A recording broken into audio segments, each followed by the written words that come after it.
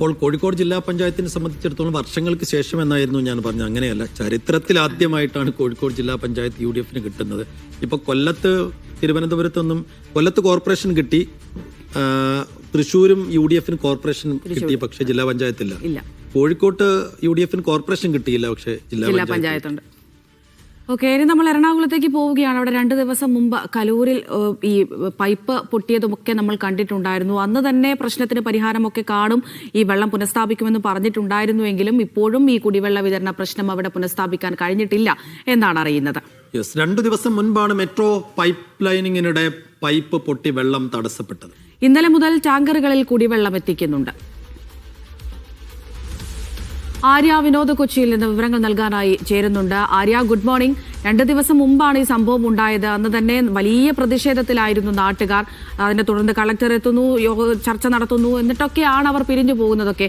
പക്ഷെ 2 ദിവസം പിന്നിടുമ്പോൾ എന്താണ് അവിടുത്തെ ഒരു അവസ്ഥ ആര്യ? എല്ലായിടങ്ങളിലേക്കും ഇപ്പോഴും കുടിവെള്ളം എത്തിക്കാൻ കഴിഞ്ഞിട്ടില്ല എന്ന് മനസ്സിലാകുന്നുണ്ട്.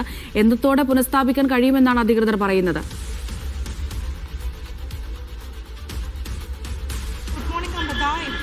ഇപ്പോഴും കുടിവെള്ളം പുനഃസ്ഥാപിച്ചിട്ടില്ല എന്നുള്ളതാണ് നാട്ടുകാരിൽ ആശങ്ക ഉണ്ടാക്കിയിരിക്കുകയാണ്.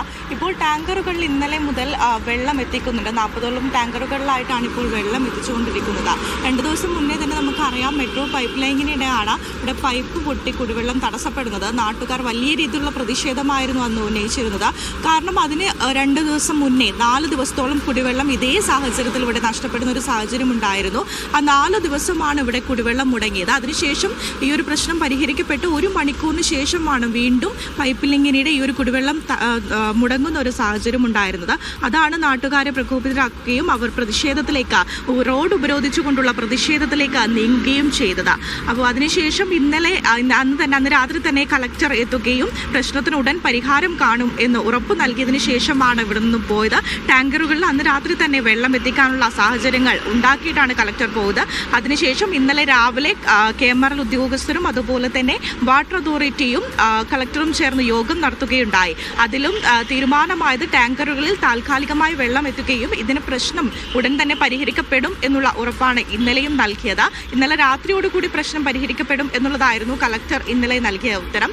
എന്നാൽ ഇന്ന് രാവിലെ ഞങ്ങൾ ഇവിടെ എത്തുമ്പോഴും നാട്ടുകാരോട് ചോദിച്ചപ്പോൾ ഇവിടെ പ്രശ്നം പരിഹരിക്കപ്പെട്ടിട്ടില്ല എന്നുള്ളത് നാട്ടുകാർ അറിയിച്ചു. അതുപോലെ തന്നെ KMRL ഉദ്യോഗസ്ഥനോട് ഞാൻ അല്പസമയം മുമ്പ് സംസാരിക്കുകയുണ്ടായി. അവരും പറഞ്ഞത് പ്രശ്നം പരിഹരിക്കപ്പെട്ടിട്ടില്ല, ഇപ്പോൾ അല്പസമയത്തിനകം തന്നെ അത് പരിഹരിക്കപ്പെടുമെന്നും രാവിലെ ത്തോടുകൂടി തന്നെ ഈ ഒരു കുടിവെള്ള പ്രശ്നത്തിന് പരിഹാരം ഉണ്ടാകുമെന്നുള്ളതാണ് KMRL ഉദ്യോഗസ്ഥൻ അറിയിച്ചത്.